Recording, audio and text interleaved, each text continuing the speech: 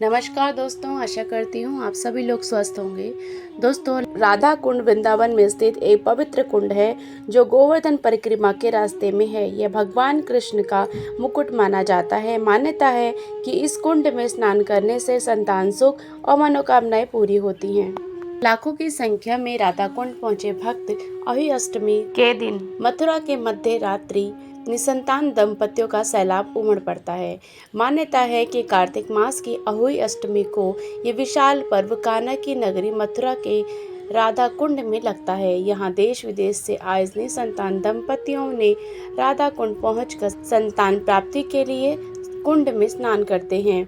अहोई अष्टमी पर्व पर देश विदेश के लाखों दंपति संतान प्राप्ति की कामना के लिए मथुरा के कस्बे राधा कुंड पहुंचते हैं और यहां मध्य रात्रि को राधा कुंड में महास्नान करते हैं।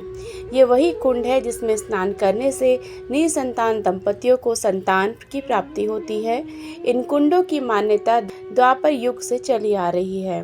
कहा जाता है कि योगीराज भगवान श्री कृष्ण ने अरिष्ठासुर नाम के एक दैत्य का वध किया था, जिनको गाय के रूप में भगवान श्री कृष्ण का वध करने के लिए कंस ने भेजा था, जिसे लीला निधान श्री कृष्ण ने पहचान लिया और अरिष्ठासुर नामक राक्षस का वध किया। ये दृश्य ब्रज की अष्टधारी देवी श्री राधा रानी ने देखा तो बड़ी व्याकुल हुई और श्री कृष्ण से कहा कि हे माधव, आपने एक गाय के बछड़े की हत्या की है, इसके कारण आपको गौ हत्या का पाप लगा है। राधा रानी के शब्द सुनकर श्री कृष्ण ने इस पाप से मुक्ति का उपाय श्री राधा रानी से पूछा तो श्री राधा रानी ने कहा कि आपको पाप उतारने के लिए सभी तीर्थों में जाकर स्नान करना पड़ेगा। श्री कृष्ण ने तब अपनी बांसुरी से एक कुंड का निर्माण किया और सभी तीर्थों का आह्वान करके सभी तीर्थों की नदियों का जल कुंड में समाहित हो गया, जिसमें स्नान कर योगीराज भगवान श्री कृष्ण ने पाप की से मुक्ति पाई, जिसे देख श्री कृष्ण की प्रिय राधा रानी ने भी अपने कंगन से एक कुंड का निर्माण किया, लेकिन उसमें जल नहीं आया और राधा रानी उदास हो गई। यह देखकर श्री कृष्ण ने अपने कुंड से श्री राधा रानी द्वारा बनाए गए कुंड में जल छोड़ दिया, जिसके कारण राधा कृष्ण का संगम हो गया, जिसे हम सभी राधा कृष्ण कुंड के नाम से जानते हैं। जिस दिन यह दिव्य लीला हुई उस दिन अहोई अष्टमी का दिन था। अहोई माता यानी बच्चों की दीर्घ आयु प्रदान करने वाली माँ, जिसका व्रत कर माताएं अपने बच्चों की दीर्घ आयु की कामना करती हैं। इसको देखते हुए श्री राधा रानी ने वरदान दिया कि जो भी निसंतान दंपति कुंड में स्नान कर कामना करेगा, निश्चित ही उसे संतान की प्राप्ति होगी। तभी से कार्तिक मास में पड़ने वाले इस अहोई अष्टमी को जो भी निसंतान दंपति अष्टमी का व्रत कर इस राधा कुंड में स्नान करता है, अवश्य ही उसकी मनोकामनाएं पूरी होती हैं।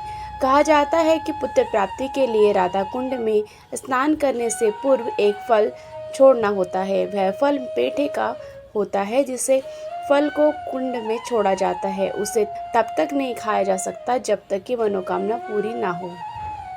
इस दौरान कुंडों के चारों तरफ अद्भुत विद्युत सजावट की जाती है और वहीं राधा कुंड के मध्य में कमल पुष्पों के से पवित्र जल को सजाया जाता है। श्रद्धालुओं की भारी संख्या को देखते हुए मथुरा जिला प्रशासन द्वारा सुरक्षा के चाक चौबंद व्यवस्था की गई होती है और राधा कुंड आने वाले श्रद्धालुओं को जाम की वजह से कोई असुविधा ना हो, इसके लिए जगह जगह वाहन पार्किंग व्यवस्था नगर पंचायत द्वारा की जाती है। वहीं स्थानीय लोग भी सेवा के पीछे नहीं रहते। देर रात तक स्थानीय लोग श्रद्धालुओं की सेवा के लिए तत्पर रहते हैं।